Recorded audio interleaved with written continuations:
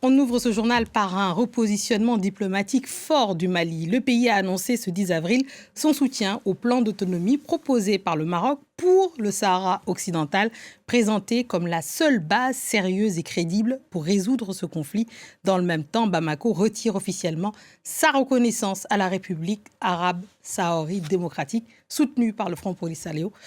On retrouve notre correspondant régional, Serge Daniel.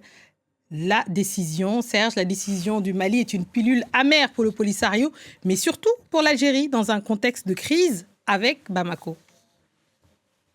Oui, tout à fait. Il y a 46 ans, le Mali reconnaissait comme entité territoriale la RAS, et là, 46 ans après, le Mali retire cette reconnaissance.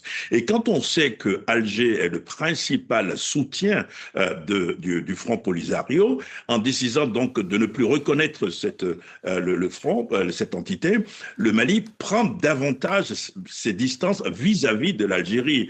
Et ça, c'est quelque chose de très important. L'Algérie accusé par le Mali, je cite, de soutenir les terroristes qui viennent attaquer le Mali. Alors, la nouvelle a été prononcée en présence du ministre marocain des Affaires étrangères, M. Nasser Bourita, qui a qualifié la décision malienne d'historique, et les autorités maliennes ont été plus loin en annonçant qu'elles appuient désormais le plan d'autonomie de souveraineté marocaine sur les territoires revendiqués par le Polisario. Alors, je le disais tout à l'heure, Bamako s'éloigne davantage du Mali, mais se rapproche davantage du Maroc avec des retombées. Il y a renforcement de la coopération bilatérale entre les deux pays, augmentation par exemple du quota de bourse, et puis par exemple la suppression d'autorisation d'entrée au Maroc pour les ressortissants maliens.